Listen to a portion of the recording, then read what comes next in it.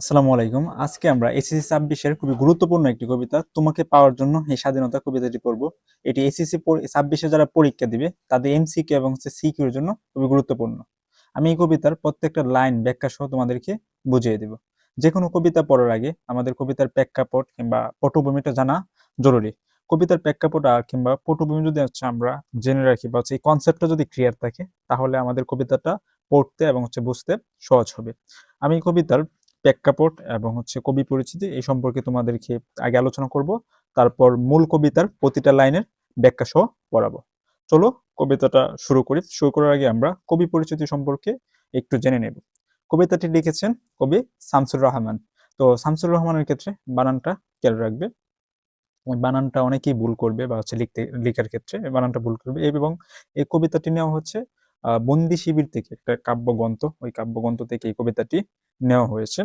এখন আমরা শামসুর রহমানের যে পরিচয়টা বা বেসিক যে তথ্যগুলো না জানলেই নেই, ওই তথ্যগুলো জেনে নিব। কবি শামসুর রহমান জন্মগ্রহণ করেন 1929 সালে 23শে অক্টোবর এবং তিনি জন্মগ্রহণ করেন ঢাকায়। তার পৈতৃক নিবাস ছিল নরসিংদীতে।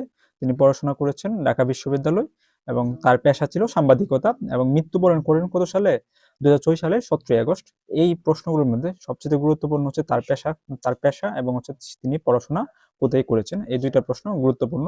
এই দুইটা প্রশ্ন মুখস্থ করে নেবে এবং এটা পরীক্ষায় আসতে পারে আর কি। তার পেশা ছিল সাংবাদিকতা এবং তিনি পড়াশোনা করেছেন ঢাকা বিশ্ববিদ্যালয়ে। এখন আমরা পড়ব কবি শামসুর রহমানের কাব্যগ্রন্থ মনে রাখার সহজ উপায়। তুমি এই প্রশ্নটা লক্ষ্য করো। এখানে একটা বন্দি শিবির আছে এবং একটা উট কি করতেছে, তার উটের পেটে বাংলাদেশের মানচিত্র। এই পুরো বস্তাটা বা মানচিত্রটাকে যদি আমি পুরো দেশ দেশ ধরে নেবে পুরোটা কি একটা দেশ, যে উটের পেটে কি চলতেছে, বাংলাদেশটা চলতেছে। জাস্ট এই ছবিটা তুমি 30 সেকেন্ড দেখো, পরবর্তীতে শামসুর রহমানের কাব্যগ্রন্থগুলো মুখস্থ করতে তোমার জন্য সহজ হবে। শামসুর রহমানের কাব্যগ্রন্থ মুখস্থ করা বা মনে রাখার শর্টকাট যে টেকনিকটা, বন্দি শিবির থেকে, এই বন্দি শিবির থেকে কি করতেছে, উটের পেটে চলছে স্বদেশ। এই বন্দি শিবির থেকে একটা উট এবং উটের পেটে কি চলতেছে, স্বদেশটা চলতেছে। স্বদেশ বলতে বোঝানো হয়েছে বাংলাদেশকে। স্বদেশ বলতে বোঝানো হয়েছে কি, বাংলাদেশকে।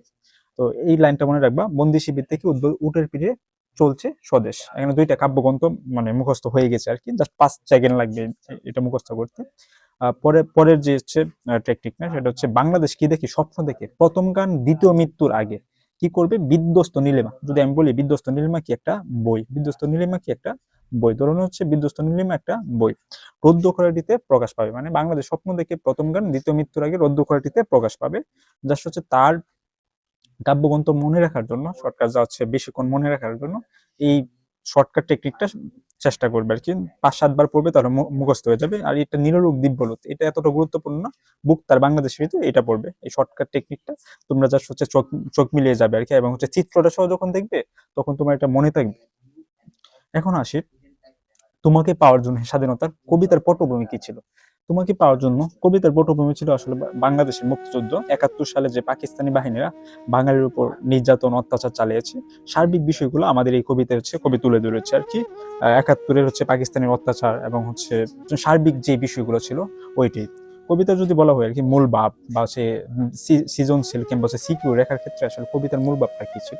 কবিতার মূল ভাবটা ছিল আসলে মুক্তিযুদ্ধ এবং যুদ্ধের ভয়াবহতা এবং পাকিস্তান বাহিনীর ধ্বংসলীলা সম্পর্কে কি করছে কবি। এই কবিতা যখন পড়বো তখন কি তার পাকিস্তান বাহিনী কতটা ধ্বংসলীলা বা তাণ্ডব চালিয়েছিল, ওইটা আমাদের চোখে ফুটে উঠবে আর কি। ওই বিষয়গুলো এই কবিতাতে কবি লিখেছেন। এটা ছিল কবিতার মূল ভাব গুলো কবিতা দেখে নেবে আর কি, তাহলে তোমার জন্য ভালো হবে। এখন আসি যে আসলে পাকিস্তান যে তাণ্ডব চালিয়েছে বা নির্বিচারে হত্যা করেছে কিংবা সার্বিক বিষয়গুলো কেমন ছিল, চিত্রটা আমরা দেখবো। দেখো, মুক্তিযুদ্ধের সময় আমাদের দেশের অবস্থা কেমন ছিল। নির্বিচারে হত্যাযোগ্য, গ্রামের পর গ্রাম, শহরের পর শহর পুড়িয়ে দিয়েছে পাকিস্তানি বাহিনী। এটা ছিল মুক্তিযুদ্ধের চিত্র। ট্যাঙ্ক কিংবা মানুষ নিরাপদ আশ্রয়ের জন্য বিভিন্ন গ্রামে পাড়ি দিয়েছে। অসহায় নারী পাকিস্তান বাহিনীর বাঙালির উপর আক্রমণ করতেছে, অসহায় শিশু। ওইরকম অবস্থা ছিল, খুবই লাজুক একটি অবস্থা ছিল। শিশু কিশোর সবাই এই যুদ্ধের জন্য বা পাকিস্তানের যুদ্ধ নেমে পড়েছিল। শেষ পর্যন্ত আমরা কি হয়েছি, বিজয় অর্জন করেছি। এখন আসে এই কবিতার বিভিন্ন চরিত্র সম্পর্কে। তো আমরা এই চরিত্রগুলো জেনে নেব। চরিত্র থেকে প্রশ্ন আসে, এটা 30 দিয়ে রাখি। এখান থেকে অনেক প্রশ্ন আসে, এখান থেকে অনেক প্রশ্ন আসে আর কি। আমরা চরিত্রগুলো যদি লক্ষ্য করি তাহলে আমরা দেখব এখানে হচ্ছে পুরুষ চরিত্র আসছে 5টি। কয়টি? পুরুষ চরিত্র হচ্ছে 5টি। কি কি? সগির আলী, কি আছে? সগির আলী, কেষ্ট দাস, কেষ্ট দাস কে? জেলেপাড়ার হচ্ছে একজন লোক। মতলব আলী, মানে কি? মেঘনা নদীর মাঝি, মতলব, মতলব মিয়া। রুস্তম শেখ, ঢাকা শহরে যিনি কি করে? রিক্সা চালায়। তুতুরে বুড়ো, তুতুরে বুড়ো, তুতুরে বুড়ো কি? একজন হচ্ছে বয়স্ক একজন লোক, তুতুরে বুড়ো। আর নারী চরিত্র আছে সাকিনা বিবি, হরিদাসী, মোল্লাবালির বিধবা বউ। স্থান আছে ছাত্রাবাস, বস্তি, মোল্লাবাড়ি, শাহবাজপুর, জেলেপাড়া, ঢাকা গ্রাম, ওইগুলো হচ্ছে স্থান। আর একটা প্রাণীর কথা উল্লেখ আছে এই কবিতায়, সেই প্রাণীটা হচ্ছে কুকুর, প্রাণীটা হচ্ছে কুকুর। আর একটা নদীর কথা উল্লেখ আছে, নদীর নাম হচ্ছে মেঘনা। মেঘনা নদীর মাঝে কে? মতলব মিয়া। আর শিশু চরিত্র নামে হচ্ছে 2টা আছে আর কি, একটা হচ্ছে অবশ শিশু আর একটা হচ্ছে হাড্ডিসার অনাথ কিশোরী। তো আশা করি এই চরিত্রগুলা মনে রাখবে। মনে রাখার ক্ষেত্রে তোমার জ্ঞানমূলকে কাজে লাগবে এবং হচ্ছে যখন এমসিকিউ সলভ করবে এগুলোতে কাজে লাগবে। আমি স্লাইড গুলা মানে স্লাইডের পিডিএফ আমার মানে ইউটিউবের কমেন্ট বক্সে দিয়ে দেব। পরে আসি সগির আলী। সগির আলী কে ছিলেন? সগির আলী ছিলেন শাহবাজপুরের জোয়ান কৃষক। সগির আলী কে ছিলেন আমরা আগেই পড়েছি, উনি হচ্ছে একটা পুরুষ চরিত্র। আরেকজন কি আছে? জেলেপাড়ার সবচেয়ে সাহসী লোকটার নাম কি? কেষ্ট দাস। জেলেপাড়ার সবচেয়ে সাহসী লোকটার নাম কেষ্ট দাস। মেঘনা নদীর মাঝি কে? মতলব মিয়া। মেঘনা নদীর মাঝি কে? মতলব মিয়া। আর ঢাকা শহরে কে রিক্সা চালায়? এই আমাদের রুস্তম শেখ। ঢাকা শহরে রিক্সা চালায় কে? রুস্তম শেখ। পরীক্ষায় প্রশ্ন আসে যে ঢাকা শহরে কে রিক্সা চালায়? রুস্তম শেখ। মেঘনা নদীর মাঝি কে? মতলব মিয়া। কিংবা হচ্ছে শাহবাজপুরের জোয়ান কৃষকের নাম কি? আর সগির আলী। এই বিষয়গুলো কি আসে পরীক্ষায়? প্রশ্ন আসে। তো আমরা হচ্ছে এগুলো হচ্ছে চিত্র সহ পড়াইতেছি যেন হচ্ছে তোমাদের সহজে মনে থাকে বা হচ্ছে ছবির সাথে সাথে ক্যাচ করতে পারো। দেখো হচ্ছে একজন বয়স্ক লোক কি আছে? বসে আছে। কোথায় বসে আছে? তার বাসার সামনে বসে আছে। একদম জীবনের শেষ পর্যায়ে আছে। তো তুত্তুরে বুড়া, আমরা বলি না তুতুরে বুড়া, মানে হচ্ছে গ্রাম্য ভাষায় বলে আর কি। মানে খুবই মানে বয়স্ক হয়ে গেছে এরকম আর কি, বয়সের বাড়ে বিধ্বস্ত লোককে কি বলা হয়? তুতুরে বুড়া বলা হয় আর কি। এখন হচ্ছে বুড়োর কথা হচ্ছে বলা হয়েছে। 4টা যে প্রধান চরিত্র, সগির আলী, শাহবাজপুর বাড়ি, জেলেপাড়ার সবচেয়ে সাহসী লোকটার নাম হচ্ছে কেষ্ট দাস, আর মতলব মিয়া যিনি হচ্ছে পদ্মা নদীর মাঝি, আবার হচ্ছে রুস্তম শেখ ঢাকার রিস্কাওয়ালা। কে? ঢাকার রিস্কাওয়ালা। সকিনা বিবি, সাকিনা বিবি হবে। এখানে হচ্ছে আমি মানে যখন হচ্ছে এটা করি, স্লাইড তৈরি করি, তখন হচ্ছে আমার মানে বানানটা হচ্ছে বলছিল আর কি। সাকিনা বিবি হবে। সাকিনা, সাকিনা, সাকিনা বিবি হবে, সাকিনা বিবি হবে। পরে আসি, এটা হচ্ছে নারী চরিত্র সাকিনা বিবি, হরিদাসী। হিন্দুরা যখন হচ্ছে হিন্দুদের, বিশেষ করে হিন্দু ধর্মে যখন হচ্ছে তার স্বামী মারা যায় আর কি, তখন তার সিঁদুরটা কি করা হয়? মুছে ফেলা হয় এবং হচ্ছে তাকে সাদা একটা শাড়ি দেওয়া হয় আর কি, স্বামী মারা যাওয়ার পর বিধবার চাইনি হিসাবে। পরে আরেকটা চরিত্র আছে, সেটা হচ্ছে মোল্লাবাড়ির বউ। দেখো মোল্লাবাড়ির বউ কি হয়েছে? পাকিস্তান বাহিনী তার বাড়িতে বা হচ্ছে সবকিছু কি করছে? ধ্বংস করছে এবং হচ্ছে ভাঙ্গা একটা বাড়ির কুটিতে ধরে কি আছে? সে দাঁড়িয়ে আছে। 3টা নারী চরিত্র একসাথে দেখানো হয়েছে, সাকিনা বিবি, হরিদাসী, মোল্লাবাড়ির বউ। পরে আসি আমরা মূল কবিতায়। তো আশা করি আমরা চরিত্রগুলো সম্পর্কে জানলাম আর মূল কবিতার প্রেক্ষাপট জানলাম, যে আসলে পাকিস্তান বাহিনীর বর্বর হামলা কিংবা হচ্ছে নির্যাতনের যে চিত্র, ওই চিত্রগুলা ফুটিয়ে তোলা হয়েছে আর কি কবিতায়। এখন আমরা এই কবিতার প্রত্যেকটা লাইন ব্যাখ্যা সহ পড়বো আর কি। তো আমি হচ্ছে প্রথম 4 লাইন পড়ছি। সেখানে হচ্ছে বলা হচ্ছে, তোমাকে পাওয়ার জন্য হে স্বাধীনতা, তোমাকে পাওয়ার জন্য আর কতবার বাঁচতে হবে রক্ত গঙ্গায়, আর কতবার দেখতে হবে কাণ্ডব দাহন। এখানে দেখো হচ্ছে আর কতবার বাস্তবে, এটাতে বোঝা হচ্ছে বাঙালির অতীতকালের মানে সংগ্রাম কিংবা হচ্ছে নির্যাতনের চিত্রটা। বাঙালির 1757 সালে, অর্থাৎ হচ্ছে যখন ইংরেজরা আমাদেরকে শাসন করেছে এবং হচ্ছে 47-এর পরে পাকিস্তান আমলেও বাঙালি শোষিত হয়েছে। বিশেষ করে হচ্ছে 52-এর ভাষা আন্দোলন আমাদের বাইরে রক্ত দিয়েছে। 56-এর শিক্ষা আন্দোলন, তারপর হচ্ছে 69-এর গণ-অভ্যুত্থান, 70-এর নির্বাচন, প্রত্যেকটা অধিকার আদায়ের লড়াইয়ে বাঙালিকে কি করানো হয়েছে? মানে বাঙালিকে রক্ত দিতে হয়েছে। এবং আমরা যদি হচ্ছে 1947-এর আগের বাঙালি ইতিহাস দেখি, সবসময় কি ছিল? বাঙালির ইতিহাসটা ছিল নির্যাতনের ইতিহাস। মানে বাঙালি সবসময় সব জায়গা থেকে কি হয়েছে? মানে শোষিত হয়েছে, নির্যাতন, মানে শোষিত হওয়ার ইতিহাস, অধিকার বঞ্চিত হওয়ার ইতিহাস। এই সার্বিক বিষয়টা কি এখন হচ্ছে কবি চিত্রায়িত করেছে আর কি। তো আর কতবার বাঁচতে হবে রক্ত গঙ্গায়, আর কতবার দেখতে হবে মানে কাণ্ডব দহন। রক্ত গঙ্গায় হচ্ছে কাণ্ডব দহন। রক্তগঙ্গাতে বোঝানো হয়েছে যে আসলে পাকিস্তান বাহিনীর বর্বর হামলার যে বিভৎস চিত্রটা, ওইটা হচ্ছে রক্তগঙ্গায়, মানে হচ্ছে মানে চতুর্দিকে পাকিস্তান বাহিনীর নরকীয় হামলায় বাঙালি যে হচ্ছে নিহত হচ্ছে, বাঙালি অত্যাচারিত হচ্ছে, এই বিষয়টা দেখানো হয়েছে। এখন আসি যে কাণ্ডব দহন এবং রক্তগঙ্গা, মানে কাণ্ডব দহন মানে কি? কাণ্ডব দহন হচ্ছে মহাভারতের নাম তো আমরা শুনেছি। মহাভারতে একটা চরিত্র ছিল, মহাভারতে একটা বন ছিল, সেটার নাম ছিল হচ্ছে কাণ্ডব, কাণ্ডব বন। ওই বনে কৃষ্ণের সহায়তায় আর কি অর্জুন কি করছে, ওই বনের মানে পুরা বনটা কি করছে, একদম পুড়াইয়া দিছে। যত পশু পাখি প্রাণী ছিল সবাইকে কি করছে, একদম ধ্বংস করে ফেলছে আর কি।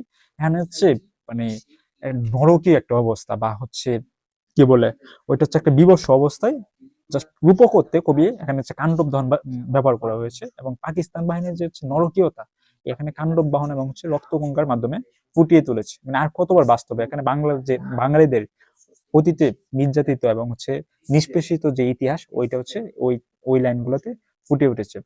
পরের লাইনে দেখো কি বলছে, পরের লাইনে বলছে যে, তুমি আসবে বলে হে স্বাধীনতা, সাকিনা বিবির কপাল বাংলো, স্মৃতির সিঁদুর মুছে গেল হরিদাসীর।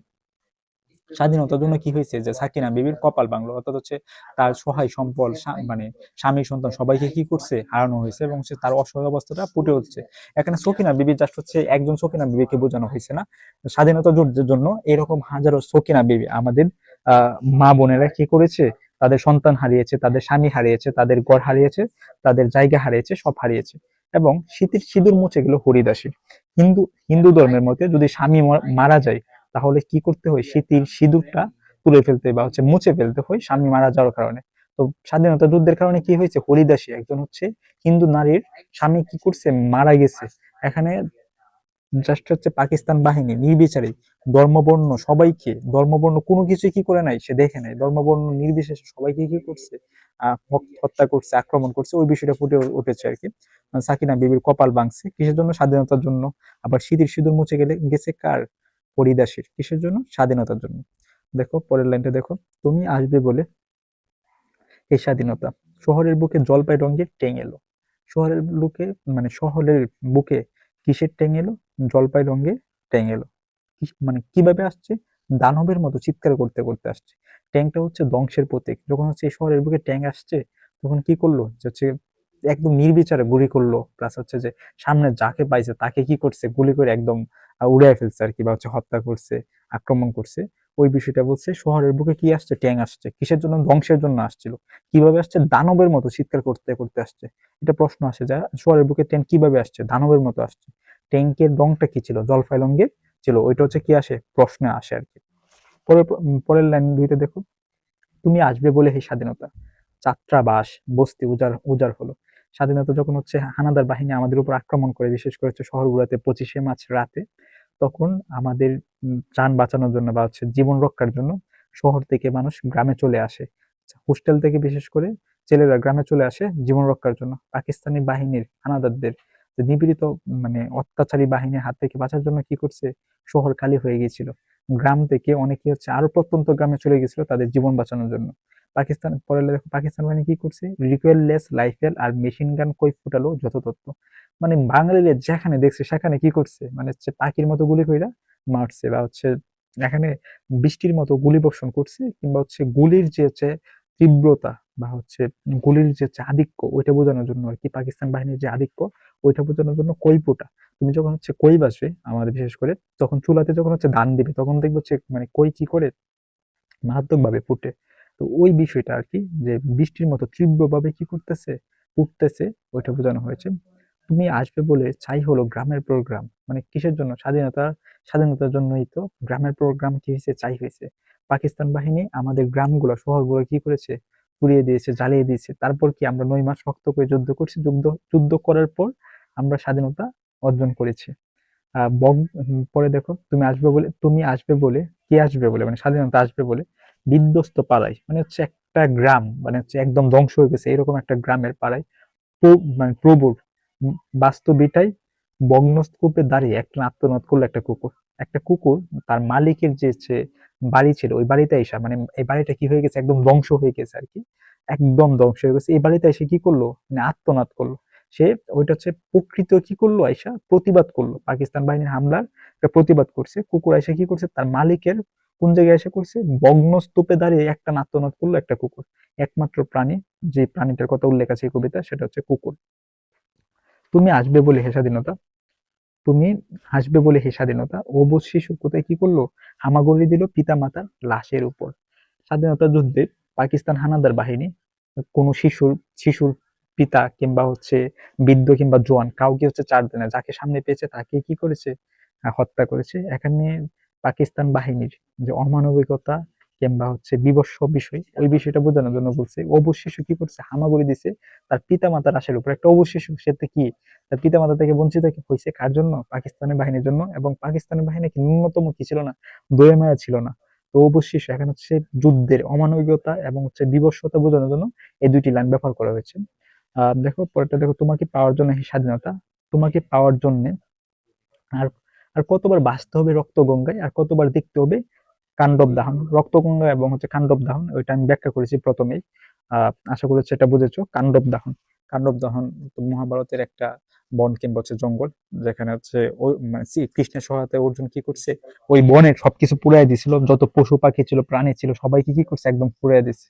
তো পাকিস্তানের বাহিনীর যে বর্বরতার চিত্র, অর্থাৎ হচ্ছে পাকিস্তানের বাহিনী কি করছে, বাংলাদেশে যাকে পাইছে অর্থাৎ হচ্ছে বাঙালি জাতিকে কি করতে চাইছিল, একদম ধ্বংস করতে চাইছিল। এবং হচ্ছে তার মোটিভটা এরকম ছিল যে হচ্ছে সবকিছু কি করবে, বাঙালি সকলকে কি করবে, নিঃশেষ করে দিবে। ওই বিষয়টার জন্য কবি দুইটা রূপক ব্যবহার করেছে আর কি। পরের লাইনটা দেখো, স্বাধীনতা তোমার জন্য তুতুরে এক বুড়ো উদাস দাওয়ায় বসে আছে, তার চোখের নিচে অপরাহ্নের দুর্বল আলোয় ঝিলিক, বাতাসে নড়ছে চুল। ধরো যে একটা বুড়ো, তার জীবনটা কি একদম শেষ পর্যায়ে আছে, হয়তো মানে একদম শেষ পর্যায়ে, মানে বার্ধক্যের শেষ পর্যায়ে থাকে না, হয়তো আর অল্প দিন বাঁচবে বা কয়েক বছর বাঁচবে, সেই মানুষটা কি করতেছে, তার জন্য বসে আছে, স্বাধীনতার জন্য বসে আছে তুতুর এক বুড়ো, মানে জীবনটা একদম শেষ পর্যায়ে। তারপর কি তার এক আকাঙ্ক্ষা, সে কি করে যাবে, স্বাধীনতা দেখে যাবে। মানে বাঙালির পরাধীনতা শৃঙ্খল দেখে মুক্তির যে অবস্থাটা ওইটা সে দেখা যাবে। মানে এখানে তার বয়সের সাথে বা হচ্ছে জীবনের সাথে সে তুলনা করছে অপরাহ্নের দুর্বল আলো। অপরাহ্নের দুর্বল আলো বলতে কি বোঝায়, তো হচ্ছে দুপুরের পরে সূর্যটা কি হয়, সূর্যের তীব্রতা এটা কি কমে যায় নর্মালি, বিকালের আগে বা সন্ধ্যার আগে দেখবা সূর্যের আলোটা কি অনেকটা কমে যায়। এখানে হচ্ছে বয়সের সাথে, অর্থাৎ হচ্ছে এই লোকটা, বুড়ো লোকটা কি আছে, জীবনের একদম শেষ প্রান্তে আছে আর কি, একদম শেষ প্রান্তে মানে তুলতুলে অবস্থায় আছে। ওই বুঝা মানে একদম শেষ প্রান্তে এসে কি করছে, তারপর কি সে স্বাধীনতা স্বপ্ন দেখতেছে, সে মারা যাবে, তারপর কি সে স্বাধীনতার স্বপ্ন দেখে আকাঙ্ক্ষা আকাঙ্ক্ষা নিয়ে বেঁচে আছে যে আমি যদি স্বাধীনতাটা দেখে যেতে পারতাম। পরের লাইনটা দেখো, স্বাধীনতা তোমার জন্য মোল্লাবাড়ির এক বিধবা দাঁড়িয়ে আছে নরবরে কুটি ধরে দগ্ধ করে। মানে স্বাধীনতা আসার কারণে যে মোল্লাবাড়ির এক বউয়ের, সে কি হয়েছে, বিধবা হয়েছে, এবং হচ্ছে তার বাড়ি ঘর কিংবা হচ্ছে সবকিছু কি হয়েছে, একদম ধ্বংস হয়ে গেছে। তারপরে কি আছে, সে নরবরে একটা কুটি ধরে কি আছে, দগ্ধ করে দাঁড়িয়ে আছে, মানে স্বাধীনতার কতটা নিয়ে দাঁড়িয়ে আছে। সেও কি করতেছে, অপেক্ষা করতেছে, যে স্বাধীনতার জন্য অপেক্ষা করতেছে। তাদের কষ্ট এবং হচ্ছে পরাধীনতা শৃঙ্খল থেকে সে কি পাবে, মুক্তি পাবে। তার অপেক্ষা কিসের জন্য, স্বাধীনতার জন্য। পরের লাইনগুলো দেখো, স্বাধীনতা তোমার জন্য হাড্ডিসার এক অনাথ কিশোরী শূন্য তালা হাতে বসে আছে পথের ধারে। স্বাধীনতা আসার কারণে তার পিতা মাতাকে হারানো হয়েছে, এবং হচ্ছে যে ওই স্বাধীনতার জন্য আবার কি করতেছে, হাড্ডিসার মানে একদম চিকন বা হচ্ছে শরীরে পুষ্টি নাই এরকম বোঝানো হয়েছে হাড্ডিসার এক অনাথ কিশোরী। অনাথ বলতে কি মা বাবা নাই, এরকম একটা কিশোরী শূন্য তালা, মানে তালার মধ্যে কিছু নেই, হাতে বসে আছে পথের ধারে। পথের ধারে কি আছে, ওই অনাথ কিশোরীটা বসে আছে কিসের জন্য, খাবারের জন্য। আর স্বাধীনতার সময় কি মানে বাঙালিরা মানে খাবারের খুবই কষ্ট করতে হয়েছে, এবং তো তখন তো হচ্ছে পর্যাপ্ত পরিমাণ খাবারও ছিল না। এখানে হচ্ছে বাঙালিদের যে হচ্ছে খাদ্য প্লাস হচ্ছে সার্বিক বিষয় নিয়ে সংগ্রাম করতে হচ্ছে, ওই চিত্রটা কি এই লাইনগুলোতে ফুটে ওঠে। স্বাধীন তোমার জন্য কি করছে দেখো, সগির আলী শাহবাজপুরের সেই জোয়ান কিশোর, কোথায় মানে কোথাকার জোয়ান কৃষক, শাহবাজপুরের। কেষ্টদাস জেলেপাড়ার সবচেয়ে সাহসী লোকটা, জেলেপাড়ার সবচেয়ে সাহসী লোক কি, কেষ্টদাস। এই প্রশ্নগুলো আসে প্রায় সময়। মতলব মিয়া মেঘনা নদীর দক্ষ মাঝি, মেঘনা নদীর দক্ষ মাঝি কি, মতলব মিয়া। মেঘনা নদীর দক্ষ মাঝি কি, মতলব মিয়া। গাজী গাজী বলে যে নৌকা চালায়, কে গাজী গাজী বলে নৌকা চালায়, মেঘনা নদীর দক্ষ মাঝি গাজী গাজী বলে নৌকা চালায় উদ্যম জোরে। এখানে উদ্যম জোর বলতে কি বোঝানো হয়েছে, উদ্যম জোর বলতে বোঝানো হয়েছে মুক্তিযুদ্ধের সময় কেউ কাউকে যদি মানে সাহায্য কিংবা সহযোগিতা করে, তখন যদি পাকিস্তান বাহিনী কিংবা হচ্ছে রাজাকাররা জানতে পারতো, তখন কি করতো, তখন হচ্ছে যে যারা হচ্ছে সাহায্য কিংবা সহযোগিতা করে তাদেরকে মেরে ফেলতো কিংবা হচ্ছে বিভিন্ন শাস্তি দিত। তো এই জন্য হচ্ছে বোঝানো হয়েছে মানে প্রতিকূল অবস্থায় কি করেছে, মেঘনা নদীর মাঝি মতলব মিয়া মুক্তিযোদ্ধাদেরকে সাহায্য সহযোগিতা করেছে। এরপরে দেখ পরের লাইনটা দেখো, রুস্তম শেখ ঢাকার রিক্সা চালক। রিক্সাওয়ালা কে, রুস্তম শেখ। রুস্তম শেখ ঢাকার রিক্সাওয়ালা, যার ফুসফুস এখন পুকার দখলে। পাকিস্তান বাহিনী নির্বিচারে বাঙালিকে যেখানে পেয়েছে সেখানে কি করেছে, হত্যা করেছে। তো অনেক মানে অনেককে কি করছে, মাটি দেওয়ার সুযোগ হয়েছে, বা হচ্ছে দাফন কিংবা হচ্ছে জানাজা করার সুযোগ হয়েছে, কিন্তু অনেককেই নদীতে ভাসিয়ে দেওয়া হয়েছে, আবার হচ্ছে অনেকেই রাস্তায় পড়ে থাকতে হয়েছে। আবার এমন তো অবস্থা হয়েছে যে মানুষের, বাঙালিদের দেহ কি করেছে, কুকুর কিংবা হচ্ছে পশু পাখি খেয়েছে, পোকামাকড় খেয়েছে। তো আসলে যে বাঙালিদের বিক্ষিপ্ত অবস্থা, মৃত্যুর পরও কি পাই নাই পাকিস্তান বাহিনীর জন্য যে পর্যাপ্ত যে মুসলিম হলে হচ্ছে জানাজা কিংবা দাফনের যে সুযোগটুকু দেওয়া, হিন্দু হলে হচ্ছে চিতায় হচ্ছে পুড়িয়ে দেওয়া, যে মানে মৃত্যুর পরও যে তার মানবাধিকার অধিকারটা, ন্যূনতম সুযোগটা পায় নাই। এবং পাকিস্তান বাহিনীর যে হচ্ছে নরকীয়তা বা হচ্ছে তাণ্ডব, ওই বিষয়গুলো জাস্ট হচ্ছে বোঝানো হয়েছে আর কি। যে ঢাকা রিস্কা ছাড়া রুস্তম শেখ, যার ফুসফুস মানে হচ্ছে সে মারা গেছে, কিন্তু হচ্ছে এখন সে এমন অবস্থায় আছে যার ফুসফুসটা কি পোকার দখলে আছে। রাইফেল কাঁধে বন জঙ্গলে ঘুরে বেড়ানো সেই তেজি তরুণ, যার পদাবারে একটি নতুন পৃথিবী জন্ম হতে চলছে। মানে মুক্তিযুদ্ধের সময় তরুণ থেকে শুরু করে জোয়ান বুড়া সবাই কি করেছে, যুদ্ধ করেছে। এবং হচ্ছে তরুণদের ভূমিকা ছিল খুবই গুরুত্বপূর্ণ।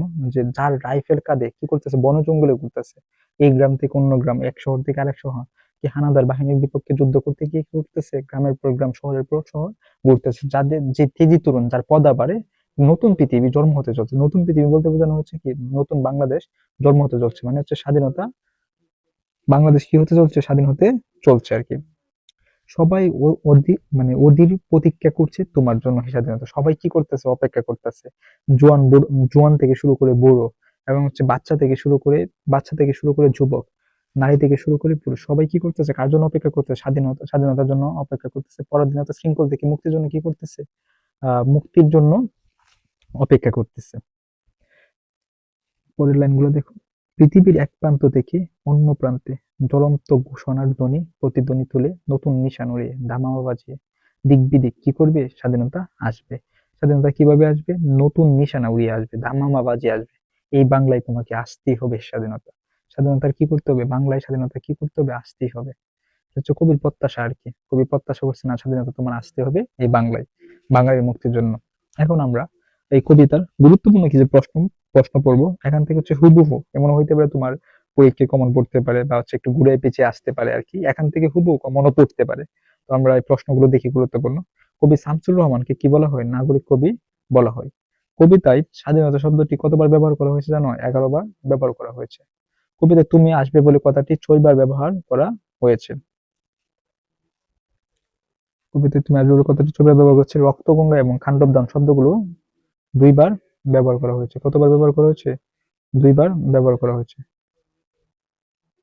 2 বার ব্যবহার করা হচ্ছে। মেশিন গান এবং হচ্ছে লিকুইডলেস রাইফেল, এগুলো হচ্ছে আগ্নেয়াস্ত্র, এগুলো দিয়ে কি করছে, পাকিস্তান বাহিনী বাঙালিদের উপর আক্রমণ করেছে। পাকিস্তান বাহিনী বাঙালিদের উপর আক্রমণ করেছে। আরো গুরুত্বপূর্ণ একটা প্রশ্ন, স্বাধীনতার জন্য কপাল বাংলো কার, সাকিনা বিবির। বানানটা হচ্ছে ভুল হয়েছে আর কি। কপাল ভাঙছে কার, সাকিনা বিবির। কপাল ভেঙেছে সাকিনা বিবির। কপাল ভেঙেছে সাকিনা বিবির। এবং হচ্ছে স্বাধীনতার জন্য স্মৃতির সিঁদুর মুছে গেল হরিদাসীর। স্মৃতির সিঁদুর কার মুছে গেছে, হরিদাসীর। জেলেপাড়ার সবচেয়ে সাহসী লোকের নাম কি, কেষ্ট দাস। মেঘনা নদীর মাঝি নাম কি, মতলব মিয়া। শাহবাজপুরের জোয়ান কৃষক নাম সগির আলী। ঢাকা রিক্সা চালক কে, রুস্তম শেখর, যার ফুসফুস খাদ্য করে ফুকার দখলে। স্বাধীনতা আসবে কিভাবে, আসবে নিশান উড়িয়ে আসবে, দামামা বাজিয়ে আসবে। স্বাধীনতা কিভাবে আসবে, নিশান উড়িয়ে আসবে, দামামা বাজিয়ে আসবে। নতুন পৃথিবী জন্ম হতে চলছে, মানে তেজি তরুণের পদবারে। কিভাবে নতুন পৃথিবী জন্ম হতে চলছে, তেজি তরুণের পদবারে। কবিতায় কুকুরের প্রভুর বাস্তবিকতাটি কোথায়, মানে গ্রামের শেষ প্রান্তে, না বিধ্বস্ত পারে। কবিতায় কুকুরের প্রভুর মানে হচ্ছে কুকুরের মালিকের যে বাস্তব, এটা যে বাসায় থাকতো, এটা কোথায়, বিধ্বস্ত পাড়ায়। মানে গ্রামটা কি একদম বিধ্বস্ত হয়ে গেছে অবস্থা এরকম। শহরের বুকে জলপাই রঙের ট্যাঙ্ক কিসের প্রতীক, ধ্বংসের প্রতীক। কারণ জলপাই রঙের ট্যাঙ্ক দিয়ে কি করছে, গ্রামের পর গ্রাম, শহরের পর শহর উড়িয়ে দিয়েছে। জলপাই রঙের ট্যাঙ্ক কিসের মতো আসছে, দানবের মতো চিৎকার করতে করতে এলো। কিভাবে আসছে, দানবের মতো চিৎকার করতে করতে এলো। তোমাকে পাওয়ার জন্য হে স্বাধীনতা কবিতাটি কবির বন্দি শিবির থেকে নামক একটা কাব্যের অন্তর্ভুক্ত। তেজি তরুণ কোথায় ঘুরে, বন জঙ্গলে ঘুরে। তেজি তরুণ কোথায় ঘুরে, বন জঙ্গলে ঘুরে। নতুন পৃথিবী জন্ম তো হচ্ছে মানে একটা শব্দ শেষের দিকে ব্যবহার করা হয়েছে, নতুন পৃথিবী জন্ম। এটা অর্থ হচ্ছে স্বাধীন বাংলাদেশের অভ্যুদয়। কবিতার প্রথম লাইন এবং হচ্ছে শেষ লাইন, এই দুইটা বিষয় মনে রাখবো, প্রথম এবং হচ্ছে শেষ। প্রথম এবং শেষটা কি করবা, তুমি হচ্ছে মনে রাখবা বা হচ্ছে মুখস্থ করে নেবা আর কি। এবং সেই কবিতাটা কোন মানে কাব্যের অন্তর্গত, এটা হচ্ছে গুরুত্বপূর্ণ। প্রথম লাইন এবং শেষ লাইন তো বললামই। এবং যে পুরুষ চরিত্র বললাম, নারী চরিত্রগুলো বললাম, ওইগুলো হচ্ছে গুরুত্বপূর্ণ। সাকিনা বিবি, তারপর হচ্ছে হরিদাসী, মোল্লাপাড়ার বিধবা, আর কেষ্ট দাস, ওই চরিত্রগুলো হচ্ছে খুবই গুরুত্বপূর্ণ। ওইগুলো হচ্ছে মনে রাখবা, প্লাস হচ্ছে মুখস্থ করে যাবে ইনশাল্লাহ। এই কবিতা থেকে বা হচ্ছে এই কবিতা থেকে তোমাদের এসএসসি তে সিকিউ এবং সেম সিকিউ কমন আসবেই আসবে, মাস্ট বি। এখান থেকে হচ্ছে তোমাদের প্রশ্ন থাকবে।